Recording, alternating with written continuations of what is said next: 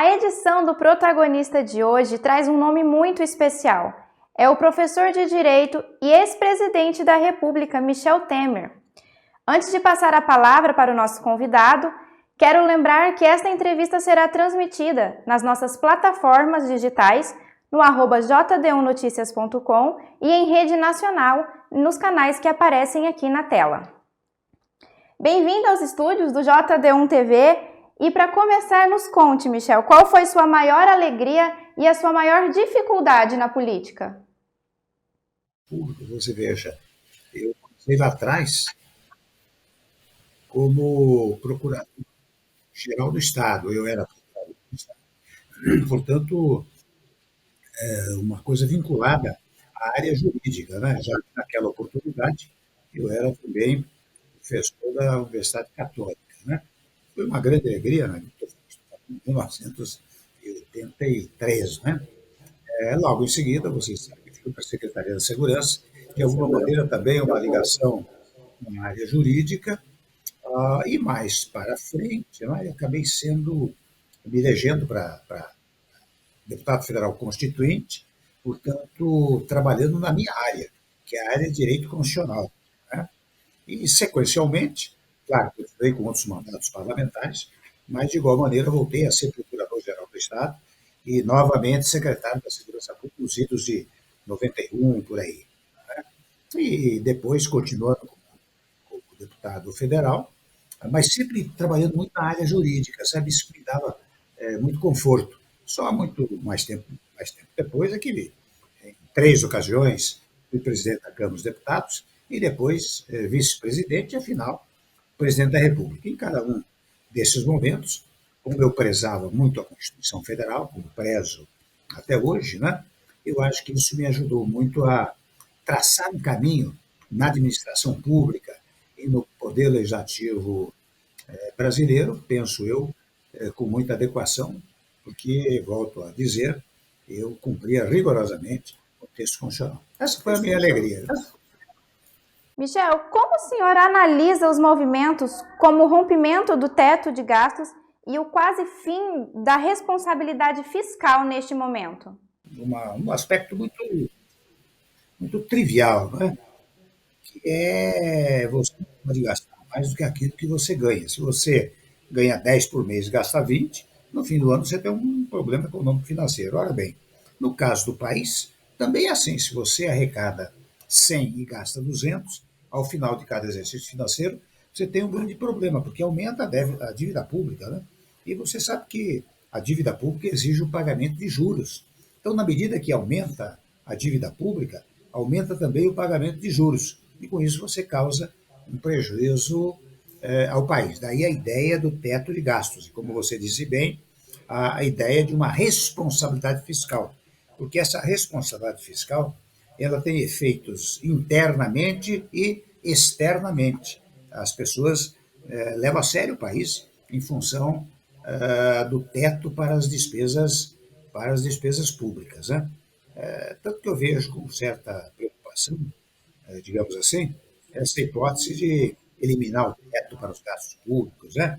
Porque, volto a dizer, e até para quem está nos ouvindo poder compreender, o teto significa que a cada novo orçamento você só pode adicionar a inflação do ano anterior. Com isso você evita, digamos, muitas vezes medidas populistas, porque o gasto também fica extremamente restringido, né?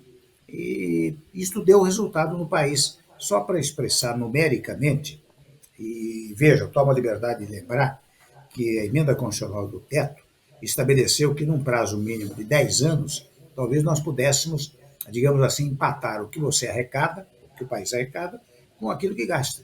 E interessante, o primeiro orçamento, o déficit era de 179 bilhões. No segundo, já caiu para 159. Depois caiu para 139. E quando passamos para o governo Bolsonaro, já foi para 119 bilhões e continuou caindo. Hoje, eu penso que o déficit está em torno de 65 ou 69 bilhões. Portanto, está dando resultado a questão da fixação de um teto para os gastos públicos.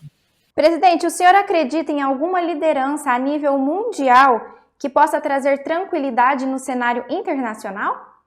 internacional está muito congestionada, lamentavelmente. É interessante, você sabe que já depois da Primeira Guerra, criou-se precisamente a Liga das Nações para poder dialogar, né? Conversar, procurar a paz ao invés do conflito.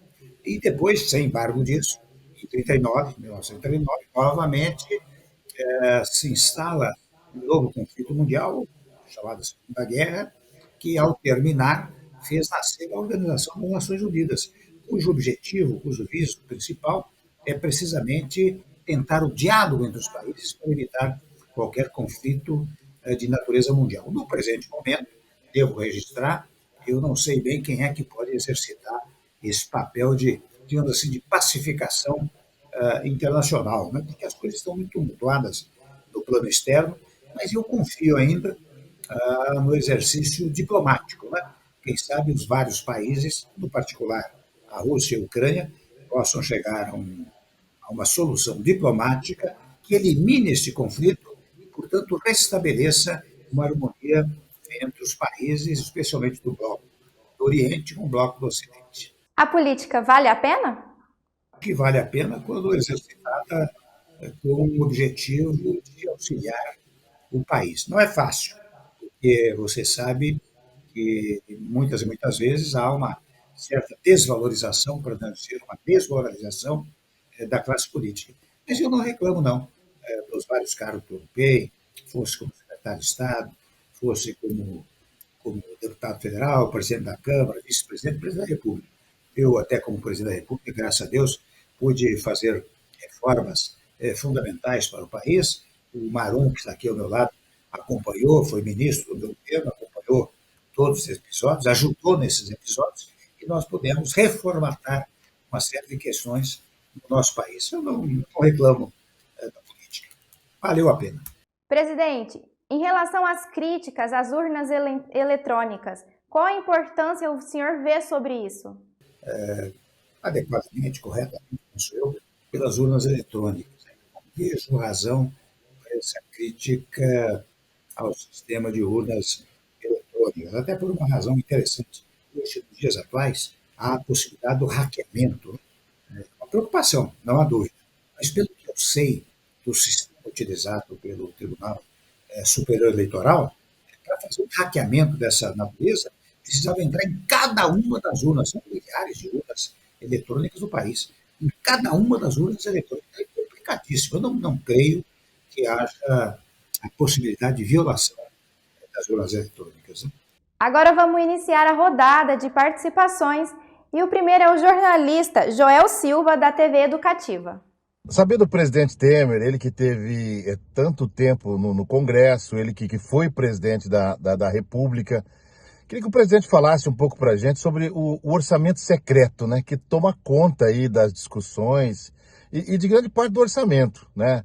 A maioria das pessoas perguntam se é legal, se é ilegal, mas eu queria saber do presidente, que é um professor de direito, né?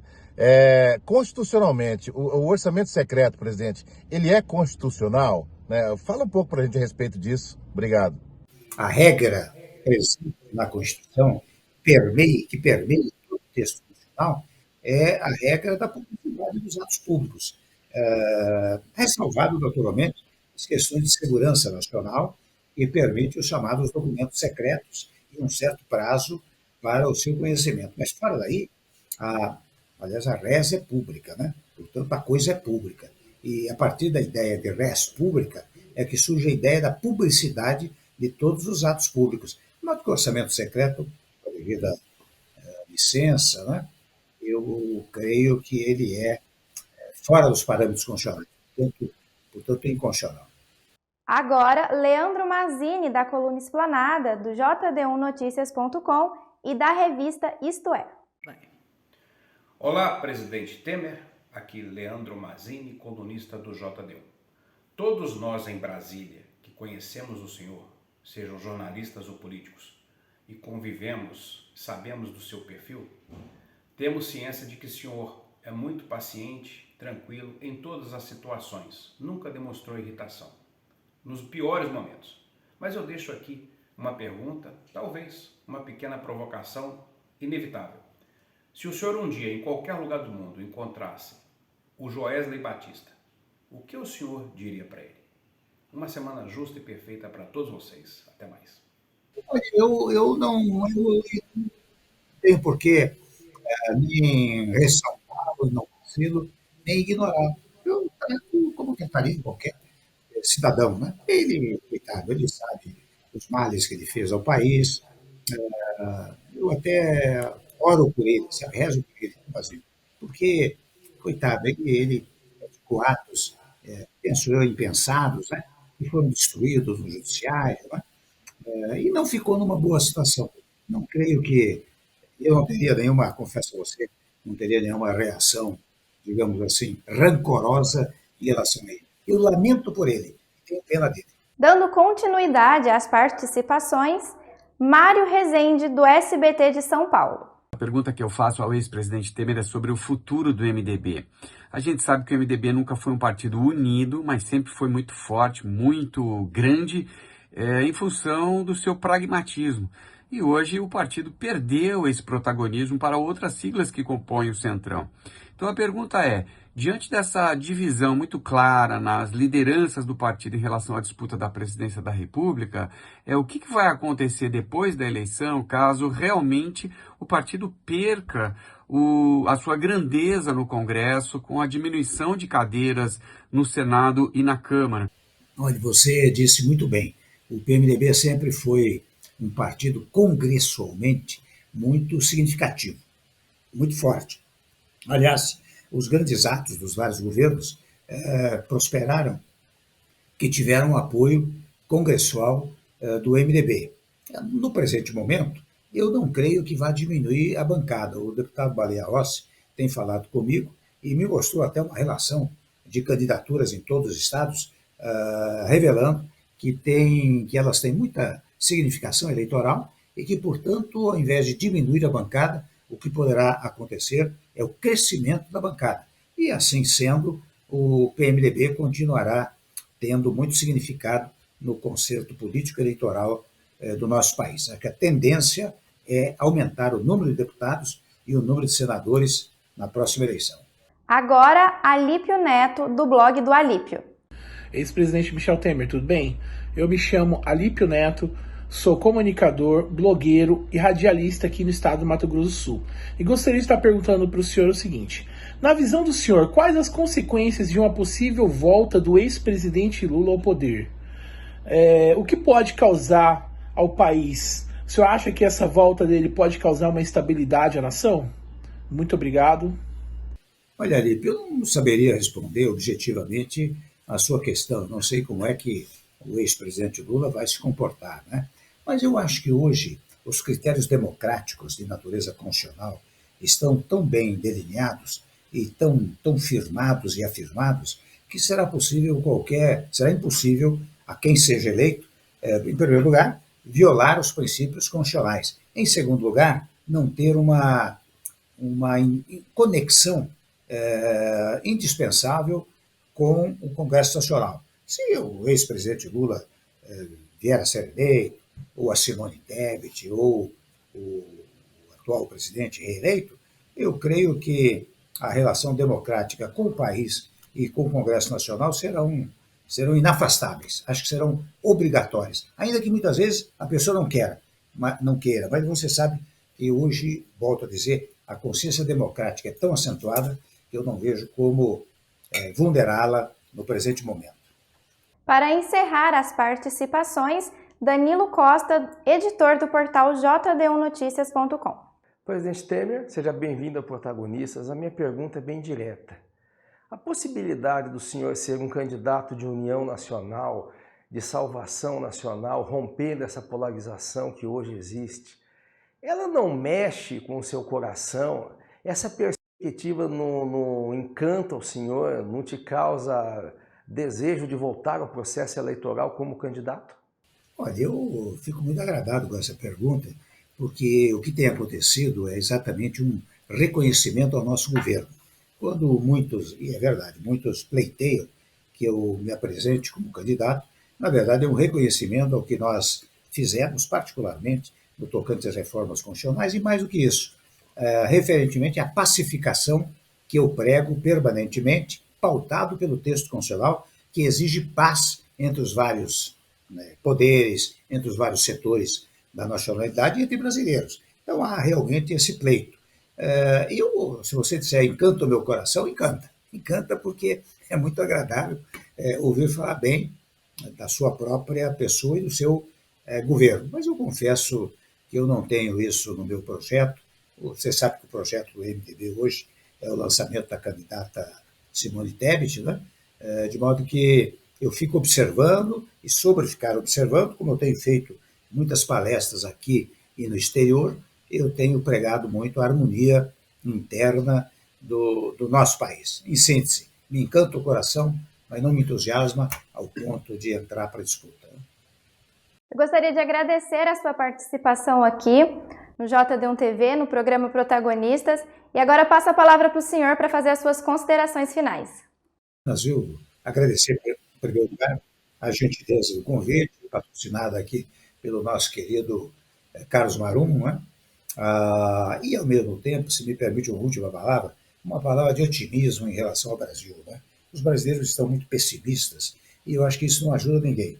Nós temos que ter muito otimismo, temos que pregar a pacificação entre brasileiros, temos que desejar que esta campanha eleitoral seja uma campanha pautada pela ideia de debate de conceitos, de programas, de projetos, de ideias, e não um embate eleitoral entre, digamos assim, inimigos, quer dizer, aqueles que muitas vezes agridem verbalmente, até fisicamente, as pessoas. Este é um desejo meu que seria extremamente útil para o Brasil, e vou dizer mais, isso teria repercussão externa muito adequada aí fora. E até, de vez em quando, eu digo, só para concluir o que eu falo, que o ideal dos ideais seria que o candidato eleito, no dia da proclamação do resultado, dissesse que iria convocar a oposição, convocar os presidentes de poderes, convocar e convidar os governadores eleitos, convidar entidades da sociedade civil para um grande pacto nacional